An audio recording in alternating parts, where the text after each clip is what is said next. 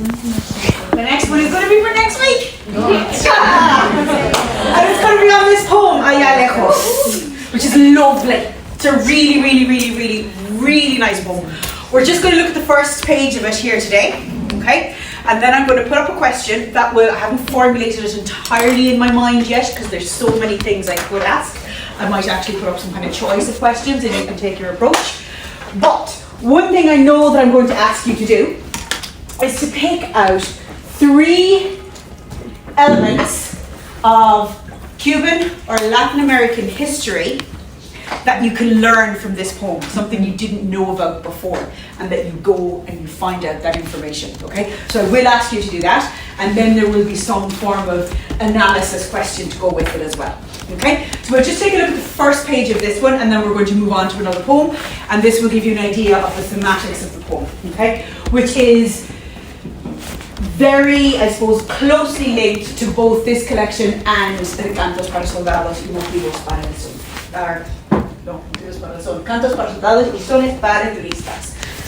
I feel like I'm drunk. My head's lit. Oh my God, I went down. Have Snickers shrunk? You know Snickers bar? I feel like I'm munchies or something else. I need that. I think it's the sugar because I don't really eat that much sugar. And I was just like, I need sugar before I go to class today. And I went down and got myself a bottle of water and Snickers, and it's tiny, but it's like, I don't know, it's too much sugar for me. Okay, so allá lejos. Cuando yo era muchacho, hace ponga lector 50 años. So it's looking to the past and the way things used to be. Now obviously, because this text is within Tengo, and we have said already that a huge element, or a very important element of Tengo, is comparing the past with the present. We have Tengo talking about the way things are now and everything that has been achieved as a result of the Cuban Revolution. And then we have other poems such as Bozal and now Allá Lejos, reflecting on the negatives that used to exist within Cuban society and culture when the US had greater influence. It contributes to the political discourse of Castro's regime that set the US up as an enemy of the Cuban state. Okay, so you'll be looking at that. So it was a long time ago, say maybe 50 years ago. So looking back to the 1910s, because remember this is 1964. Había gentes grandes e ingenuas que se asustaban con una tangana callejera, una bulla de tragos en un bar. Gentes grandes, what does that mean? Big amounts of people. Not amounts. Powerful people. Important people, very good. People who were like, you know, the kind of, I suppose, the upper echelons of society, the important people in Cuba. E ingenuas. But it's the opposition. It's a contrast, yeah. And what does ingenua mean, or ingenuo mean? Silly. Naive, who didn't really understand what was going on, okay? So gentes grandes e ingenuas, so he's saying that the important people who were the ruling classes, the oligarchy, the elites in Cuba, were actually a bit thick, right? That's what I'm putting it very, very bluntly. This is exactly what Guillen is trying to portray. Because what he's saying is that the people who were in charge before were useless. They didn't have a clue. The ones who know what's going on, the ones who understand what used to happen, are now running Cuba properly, and they are Castro and his supporters. So había gentes grandes ingenuas que se asustaban, who were scared, who were frightened, okay, con una tangana callejera, by a street fight. If people just were fighting on the street, people got into an argument on the street. O una bulla de tragos en un bar. Or people got into a bar fight, okay? Eran las que exclamaban, Dios mío, ¿qué dirán los americanos? They were those who exclaimed, oh my God, what did the Americans say? Okay? So what he's saying here is that in the past, the Cuban elite, the Cuban oligarchies, were constantly afraid of how Cuba looked to the Americans, okay? And that the most important thing to them was the US perception of Cuba. they didn't want to look less than. Okay, they felt that any kind of normal,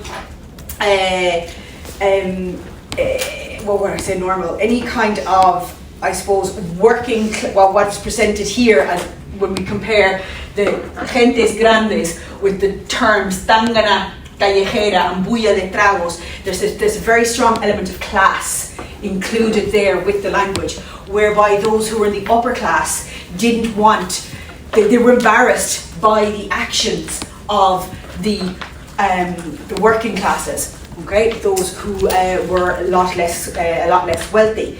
And we can read that through the language there. It's not just a fight, it's una tangana callejera, which is a term that's used for the idea of, I suppose, kind of like hooliganism. Okay? Eran las que exclamaban, Dios mío, ¿qué dirán los americanos? So they weren't concerned with what was happening to the people, los de abajo, that Guillén was writing about in Cantos para Soldados. They were more concerned with the American perception of this and how that would reflect back upon themselves as Cubans.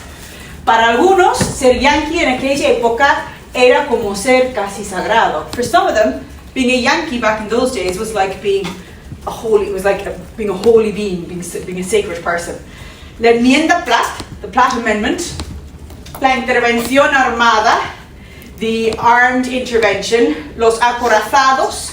Entonces no era presumible lo que hoy es pan cotidiano, el secuestro de un coronel gringo al modo venezolano, o el de 4 agentes provocadores como en Bolivia han hecho nuestros hermanos. So what he's saying is that people couldn't rebel, couldn't even fathom the idea of rebelling against the US like has happened since. That's why he goes back 50 years. Okay? And he's giving examples in Venezuela and in Bolivia. Ni, and this is the Cuba, ni los definitivos barbudos. Okay? These rebelled. Venezuela, there were rebellions in Venezuela and Bolivia, but the definitivos barbudos. What are barbudos? Those with the beards. Okay, because los barbudos are the Cuban revolutionaries that fought the Cuban Revolution from the Sierra Maestra.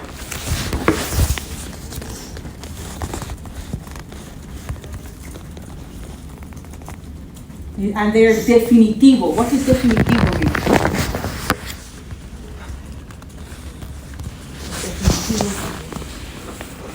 They fought the definitive revolution because they're the ones that actually managed to have their country break free from US influence. Y los Cuba. From the los definitivos barbudos de la Sierra, claro. Okay? So, I'm going to set you guys an assignment based on this poem. This is just the introduction. Okay? What I will tell you is that the poem looks at ways in which the US exploited Cuba economically and culturally. Okay?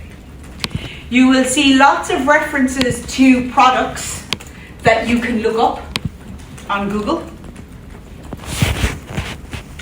And you will see how Guillén presents Cuba as having been a cash cow for the United States. And how US politics impacted on Cuba. Obviously he goes back into segregation, etc. Okay? Because for Nicolas Guillén, this is the biggest win, the end to segregation, particularly in terms of establishing a more egalitarian society. Okay? Now, I think we're jumping to page 39, I think. Let's see now. Yep, here we go. Union Soviética. So, we've seen in both collections, Guillén is extremely critical of the US in every way. Okay? He establishes the US as the enemy. Why is this happening? Okay? Now, not too long after the Cuban Revolution, Nicolas Guillén, he did not, Fidel Castro approached the US government and he sought funding to help rebuild Cuba. Okay, Fidel Castro looked for U.S. help to rebuild Cuba. The U.S. turned him down. Okay, because obviously, there's a lot of anti-US sentiment. It was very clearly a socialist revolution, and it was upon rejection of Cuban rebuilding or support for Cuban rebuilding by the US that Fidel Castro declared the Cuban Revolution to be communist. Now, the Cuban revolutionaries were reading and teaching Marxist political ideology, Marxist theories. Okay, they structured their government and their state along the lines of Marxism. However, they didn't declare themselves as communist per se until they were completely rejected by the US. Okay, this then led to an even stronger kickback against the US. Why? Because Cuba could not survive by itself. All right. Remember, JFK. Okay. When he established the Alliance for Progress, excluded Cuba, and also said that any country that would trade with Cuba would no longer be eligible for US funding and supports for growth and progress. Okay. So Cuba was being isolated. Cuba couldn't survive by itself. So, Cuba established links with the Soviet Union. Now, what Guillen does within this text, within this collection of Tengo, is, in addition to berating the US, he celebrates Union Sovietica. He celebrates the Soviet Union.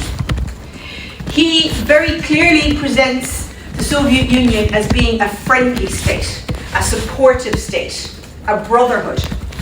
Now, we've seen this in earlier poems, where he was talking about everything that he is as a Cuban that allows him to see reality, and part of this with links with China, links with the Soviet Union. Now here, after a poem that we have seen that will absolutely berate the US, which you're going to write about at home, we see a celebration of the Unión Soviética as being the absolute opposite. Okay?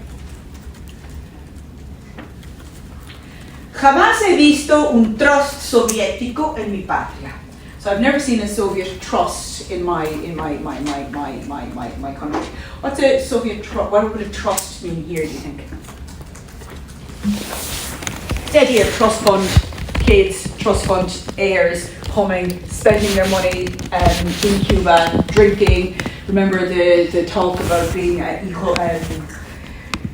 nacidos en una botella de ron, the idea of treating the daughters of Cuban men as prostitutes, and I'm using the term daughters of Cuban men because that's how it's presented within Guillen's work. Ni un banco, and nor are there investment trusts. The Soviet Union isn't coming in buying up Cuban land or Cuban industry. Okay? Ni un banco, ni tampoco un 10 cents. Nor a bank, nor a 10 cents. What does that mean? They're not bringing in their money. Okay? They're not using Soviet money in Cuba. The currency hasn't changed. They don't spend their own money, they spend Cuban pesos. Ni un central. They haven't bought up the sugarcane factories. Ni una estación naval. They haven't set up a marine they haven't established their navy in Cuba. Ni un tren. They don't own the trains in Cuba. Okay? You will see all of this, these things that are listed are going to be linked directly back to examples in the previous poem that you'll be working on at home. Nunca jamás hallé un campo de bananas donde al pasar leyera Maslov & Company, SNC, plátanos al por mayor, oficinas en Cuba, Maceo, esquina no sé qué. Nunca había así, Moscú, noviembre 15. Ayer los crudos se mantuvieron firmes. Now, what he's saying is, they're not buying up the land, they're not buying up the industry. He's never walked past a banana field, a banana farm, shall we say, okay? And seeing that there's a sign outside saying that this is the possession of the US, of the Soviet Union, okay? He's contrasting it with the influence that the US had, and that the influence of the US was exploitative. The influence of the Soviet Union, from Guillen's perspective, is not exploitative, it is supportive.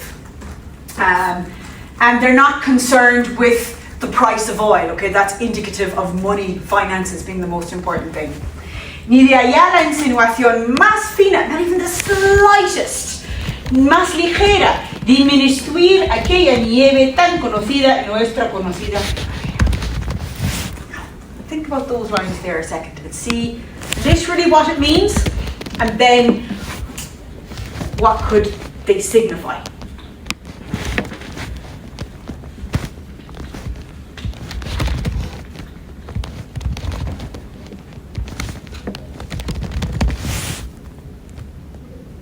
Is it talking about drones?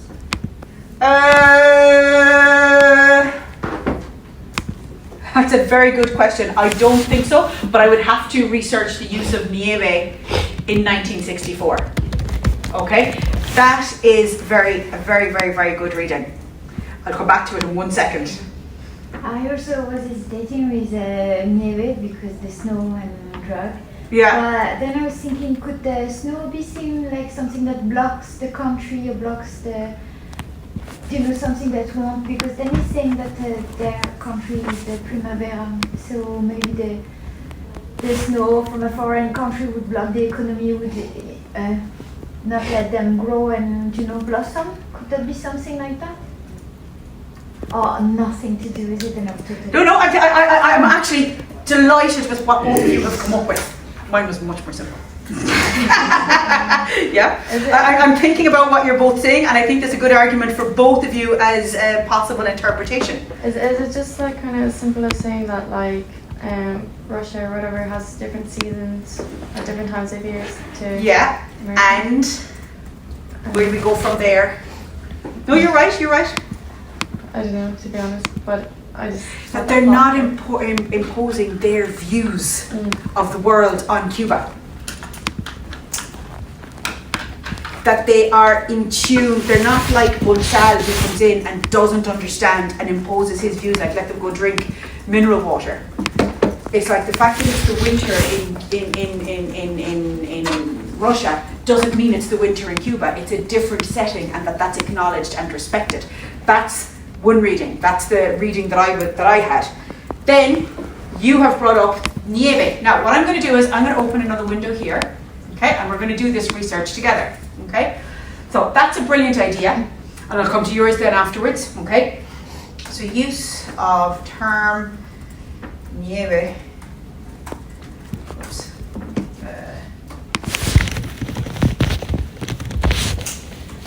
For cocaine in 1960s. Okay, did I put no? Okay.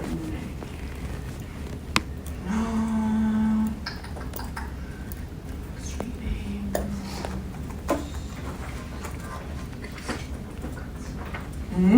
Nuggets. Some nuggets.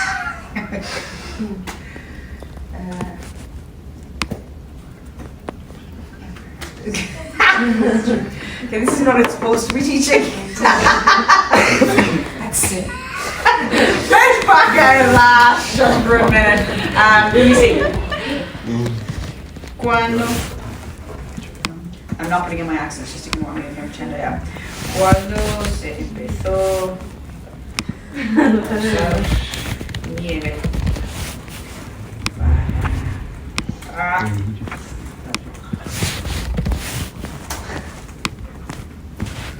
And anybody do your own searches as well. You might get there before me. Come over and do it.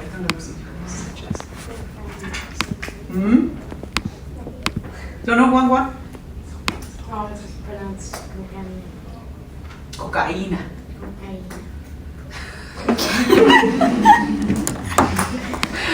What did you learn today in school? Yeah.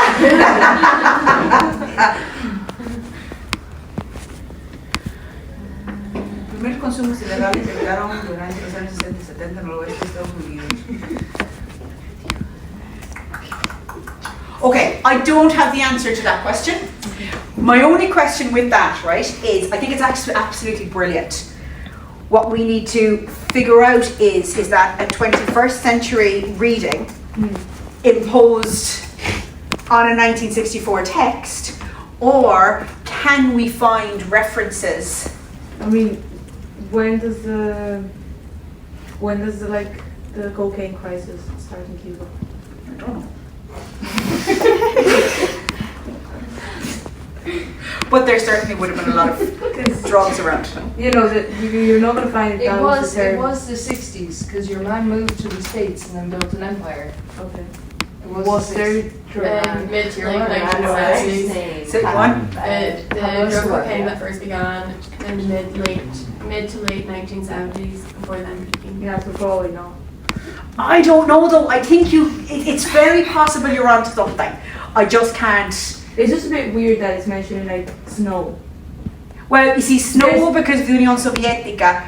Yeah, but Gee, it's like weird that it's using that specific term.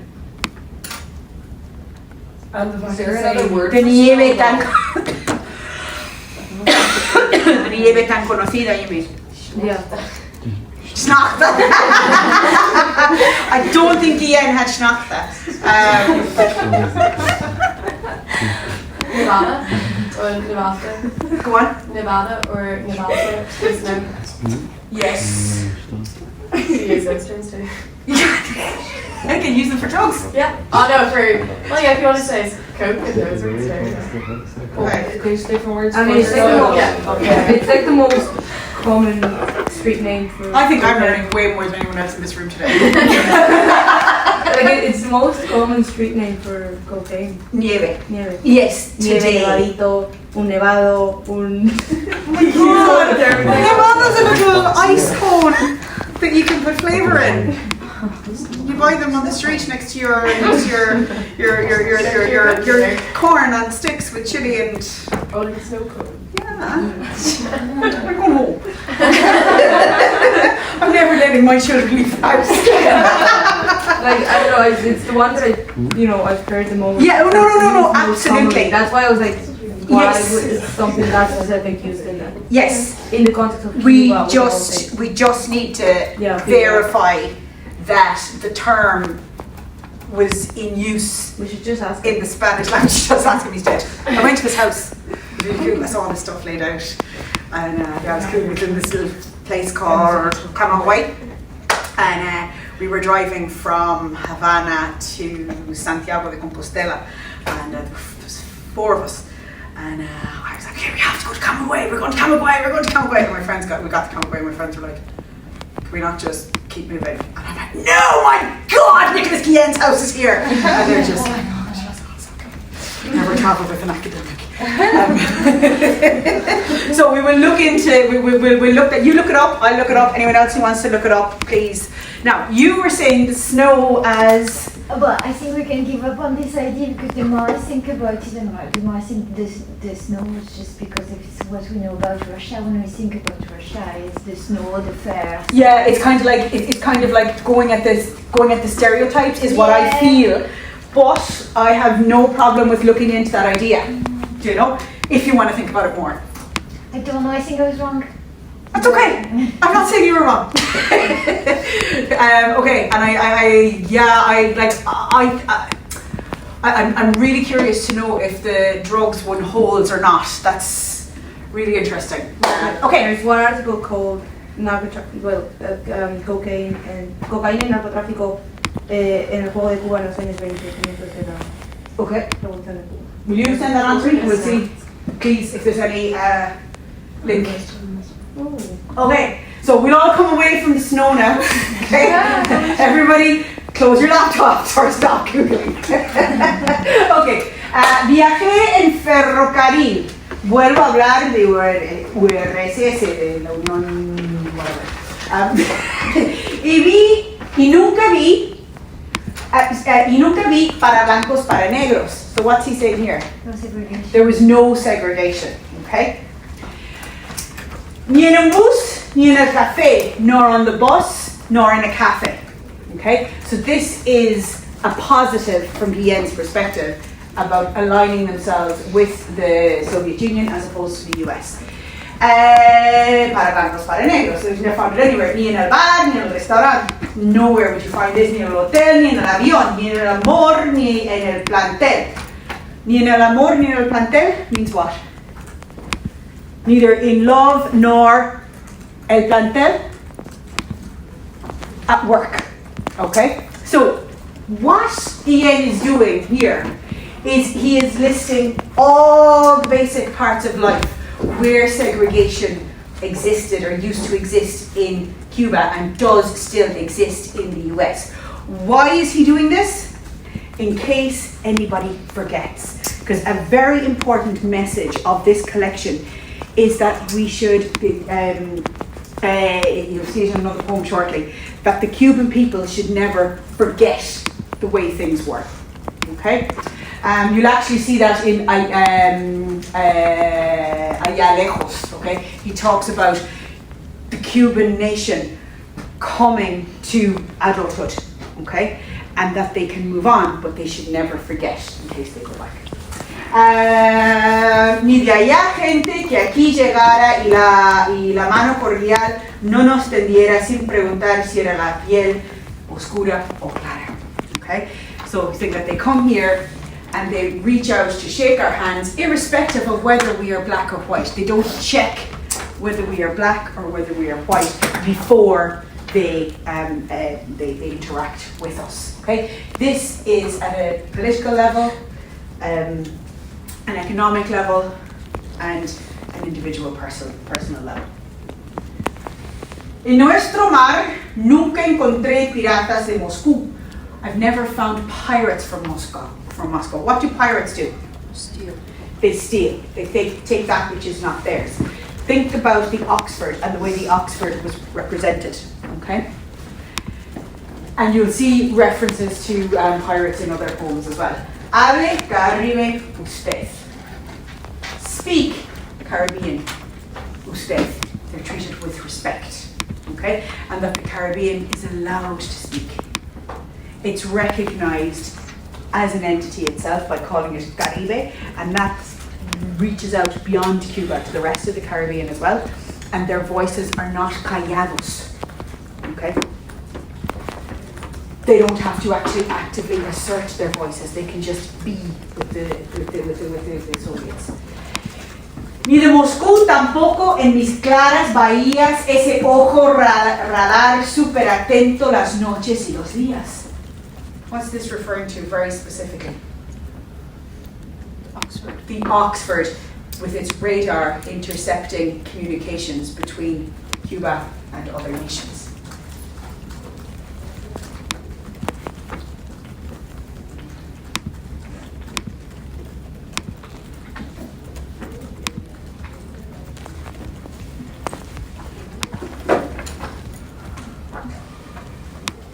Queriendo adivinar mi pensamiento, so that like basically the Oxford is trying to figure out what Cuba is going to do next, what it's thinking.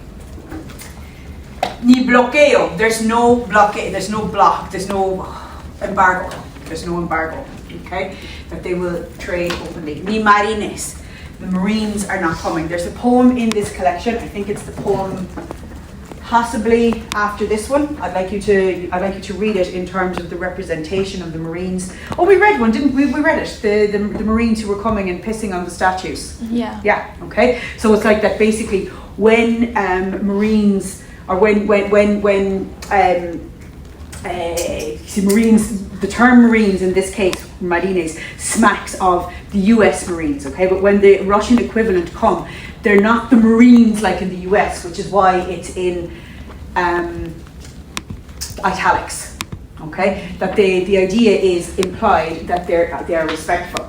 Ni lanchas para infiltrar espías, and there aren't like motorboats trying to get spies to infiltrate. Okay, I want you to look up the Bay of Pigs in relation to that. Look up the Bay of Pigs. We will be looking at that as well with Reinaldo Arenas. Barcos soviéticos, muy bien. So Soviet boats, yeah, very good. They are there. Let me just shut that down. Sorry, where do I even have Teams open? I'm getting my own laptop back tomorrow, I can't wait. Can't find it. My Teams, where it's open. Oh no, that's my husband's Teams. Sorry about that. I can't shut it down either because I'm afraid I'll do something. Okay, so, ni lanchas para infiltrar espías, barcos soviéticos, muy bien. Son petroleros, mire usted. They are oil tankers. What are they doing? They're bringing oil to Cuba. They're not extracting primary resources. Son pescadores, sí señor. Yes, they're fishermen. Sharing. Otros llevan azúcar, traen café. Trade here. Okay, they're taking sugar, they're bringing coffee. Junto a fragantes ramos de esperanza en flor. Along with, and this very poetic description of hope. Hope for a beautiful future. Yo, poeta, lo digo. I, as a poet, say. Nunca de allá nos vino nada sin que tuviera el suave gusto del pan amigo y el sabor generoso de la voz camarada. Now here we can see distinctively, clearly communist rhetoric. Okay? So nothing has ever come from there. Think about the last poem, allá lejos. Now here we have nunca de allá nos vino, that allá is set up as a direct I suppose, comparison with the previous poem. Nunca de allá nos vino nada sin que tuviera el suave gusto de pan amigo. Nothing has ever come from there without having that gentle taste of friendship. Bread of the friend. It's like the idea of breaking bread together. Okay? El sabor generoso de la voz camarada. The generous taste of comradeship, voice of comradeship. Okay, so they're comrades. Unión Soviética, cuando del norte funeral un áspero viento descendió. Cuando del norte funeral un áspero viento descendió, cuando el verdugo dio una vuelta más al dogal, cuando empezó su trabajo el gran torturador impasible, nos quemó las plantas de los pies. Para que dijéramos Washington está bien, elévanos hasta ti. Para que dijéramos lo que no íbamos a decir, salió tu voz sotentadora, tu gran voz de la fábrica y del collos y de la escuela y del taller. I'm not going back to that now 1 second, I'm just going to finish it here. Y gritó con la nuestra, no. Juntos así marchamos libres los dos, frente a un mismo enemigo que habremos de vencer los dos. Is this really smacking of the soldados in the camino, isn't it? Toma pues, Unión Soviética, te lo dejo, toma mi oscuro corazón de par en par abierto, ya sabemos por ti cuál es el camino seguro. Después de tanto mar, ya sabemos por ti dónde está el puerto. Okay, I'm going to go back to the previous page a minute. Now, what's el norte funeral? What's el norte? And the idea of a funeral? The killing north. Okay? The idea is that the north is, remember, the north in Yen's poetry and in this collection, the north was killing Cuba. It wanted Cuba to die. Unión Soviética. Cuando del norte funeral, un áspero viento descendió. A cold, sharp wind fell. Cuando el verdugo dio una vuelta más al dogal. What's that?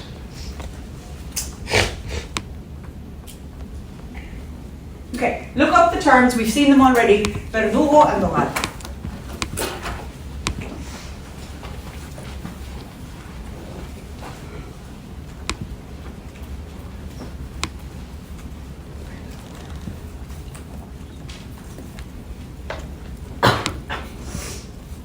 Executionary years. Mm-hmm. So what's happening here? It's like the execution of the soldiers. Mm-hmm. And it's when they're tightening that executionary rope. or it can be the vogal, can also be squishing them down. Okay. Cuando empezó su trabajo, el gran torturador impasible y nos quemó las plantas de los pies. So the North is a torturer. It's setting out to hang, to suffocate, to squash, to kill Cuba. It's burning their feet.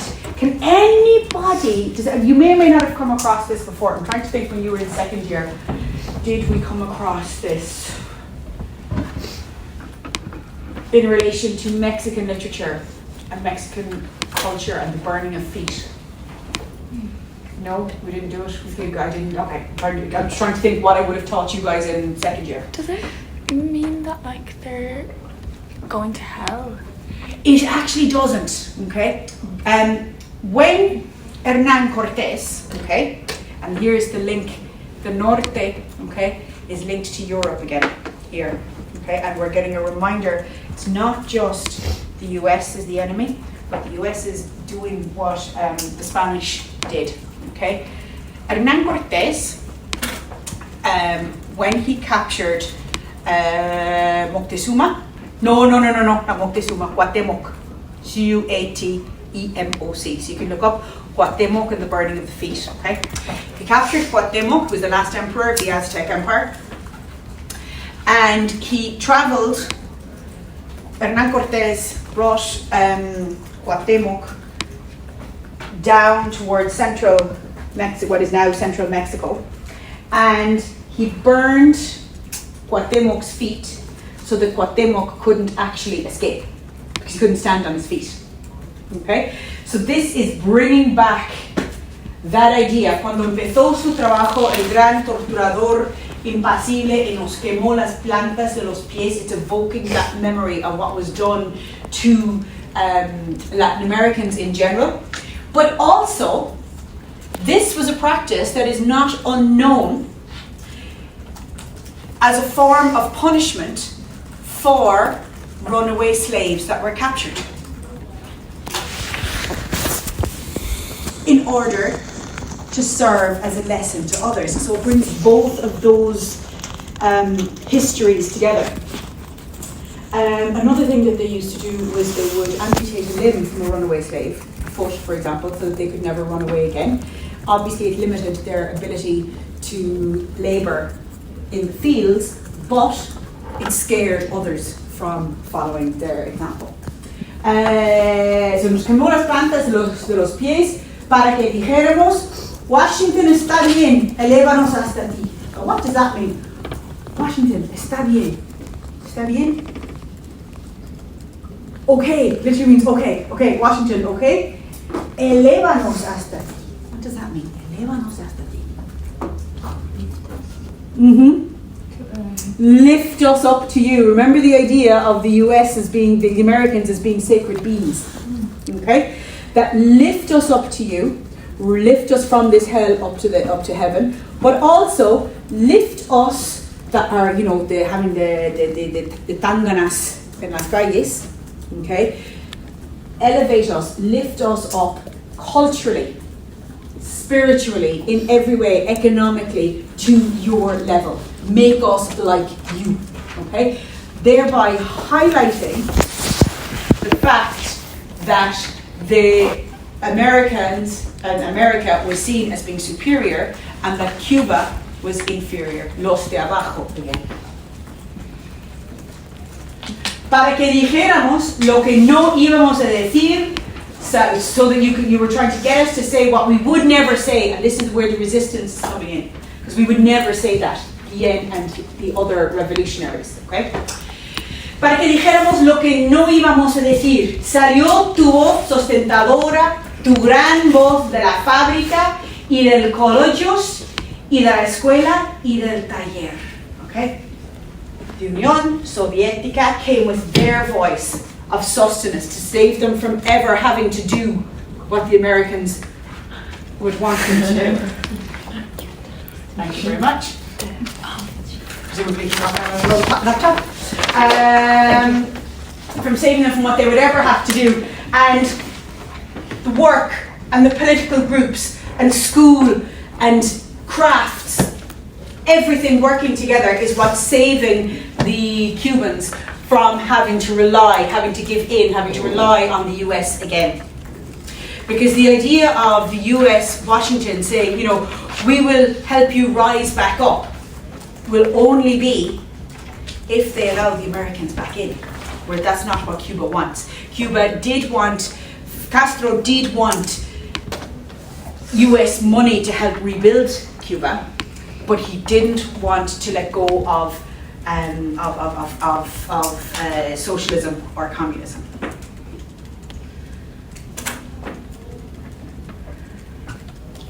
Y gritó con la nuestra, that the voice of the Soviet Union shouted with the voice of Cuba. They're now one together. Yes? I'm sorry, I'm a bit lost. I don't understand. Yes. When did we start to see that US, the Norte was US? I'll show you now.